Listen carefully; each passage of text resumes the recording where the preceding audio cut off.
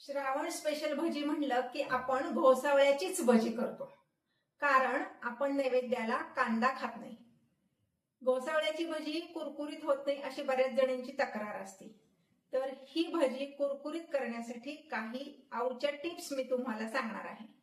नमस्कार, आऊचा खाऊ या युट्यूब चॅनलवर मी मेधा तुमच्या सगळ्यांचं मनापासून स्वागत करते. चला तर आता कुरकुरीत घोसावळ्याच्या भजीची रेसिपी बघूया. सुरुवातीला आपण भज्यांसाठी लागणारं पीठ भिजवून घेणार आहोत. त्यासाठी मी इथे एक वाटी घेतले. ह्या वाटीने 2 वाट्या एवढं डाळीचं पीठ घेणार आहे. भज्यांचं टेक्स्चर छान कुरकुरीत होण्यासाठी डाळीच्या पिठाबरोबर आपण एक इन्ग्रेडियंट घातलेला आहे, तो म्हणजे तांदूळाचं पीठ. ज्या वाटीने डाळीचं पीठ मोजून घेतलं त्याच वाटीने तांदूळाचं पीठ मोजून घ्यायचंय. तांदूळाचं पीठ समजा तुमच्याकडे नसेल तर तुम्ही कॉर्नफ्लॉवर वापरलं तरी सुद्धा चालेल.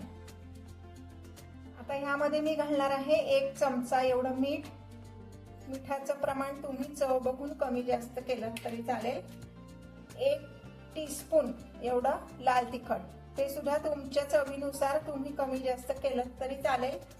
पण पुन्हा इथे मी एक टिप सांगते तुम्हाला, लाल तिखट जर तुम्ही जास्ती घातलं तर भजी काळपट दिसतात. भज्यांचा रंग काळपट दिसू नाही म्हणून आपण पिठामध्ये हळद अजिबातच वापरायची नाहीये आणि तिखटाचा वापर कमी करायचा आहे. भज्यांची चव अजून वाढण्यासाठी त्यामध्ये आपण घालणार आहोत 1 टीस्पून एवढा ओवा. हे पहा, हा ओवा जो आहे, कधीही ओवा वापरताना आधी असा हातावर घ्यायचा आणि असं छान चोळून तो पदार्थामध्ये घालायचा.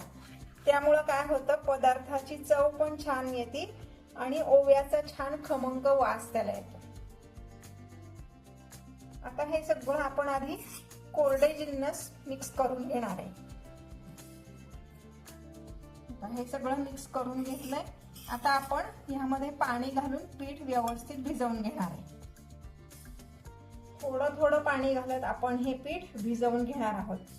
मी नंतर तुम्हाला सांगते किती पाणी लागलं ते. पीठ शक्यतो हातानेच भिजवा, म्हणजे मग त्यामध्ये गुठळ्या होत नाही.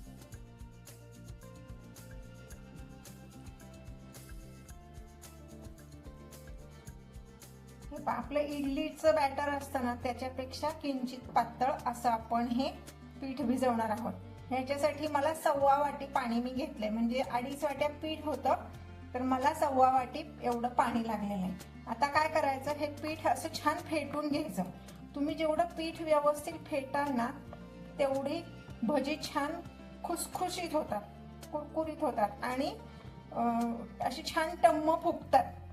त्यामुळं हे बॅटर छान असं फेटून घ्यायचं. निदान 5 मिनिट तरी आपण हे फेटणार आहोत. मार्केटमधनं घोसावळी आणताना कशी निवडून आणायची हे आता मी तुम्हाला सांगणार आहे. घोसावळी अशी छान हिरवीगार आणि कोवळी असणारी निवडून घ्यावीत. ही कशी ओळखायची, तर तुम्ही जर घोसावळा बघितलं तर देठाची बाजू हिरवी आहे, इथं पिवळं जर व्हायला लागलं तर घोसावळा जून झालेला आहे किंवा मऊ पडायला लागलेला आहे असं ओळखायचं. घोसावळा नेहमी कडक असलेलं घ्यायचं, म्हणजे मग भजी छान होतात. घोसावळी आधीपासून चिरून ठेवली की भजी मऊ पडतात, म्हणून घोसावळी चिरायची आणि लगेचच भजी तळायला घ्यायची. मार्केटमधनं घोसावळी आणली की ती स्वच्छ धुवून पुसून घ्यायची आणि मगच चिरायची. चिरताना दोन्ही बाजू त्याच्या काढून टाकायच्या. हे पहा, इकडची एक बाजू आणि देठाकडची बाजू अशी आपण काढून टाकणार आहे. कधी कधी काय होतं, घोसावळं कडू असू शकतं, म्हणून थोडस एक चकती काढून खाऊन बघायचे. घोसावळं छान गोड आहे. आता मी ह्याच्या पातळ पातळ अशा चिप्स करून घेते.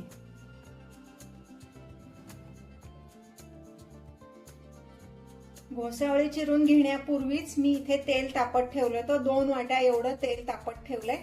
बारीक गॅसवर आधी तेल तापवून घ्यायचंय. भजी तळायला सुरुवात केली की गॅसची फ्लेम मीडियम किंवा हाय करायची.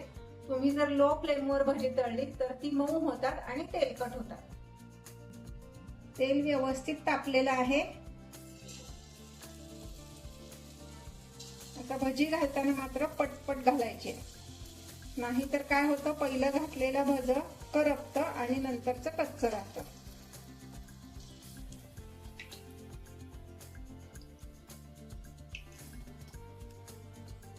ही भजी आपण अशी हाय फ्लेमवर तळून घेणार आहोत. महत्वाची टीप, ह्या भज्यांमध्ये आपण तिखट कमी घातलंय, त्यामुळं भज्याची चव अजून वाढण्यासाठी ओवा नक्की घालायचा आहे.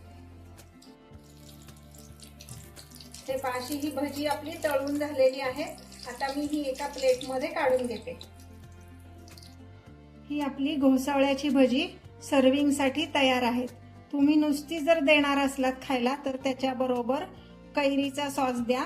याची रेसिपी ऑलरेडी चॅनलवर दिलेली आहे. आणि जर तुम्हाला नैवेद्याच्या ताटात वाढायची असेल तर आपली नेहमीची ओली चटणी असतीच.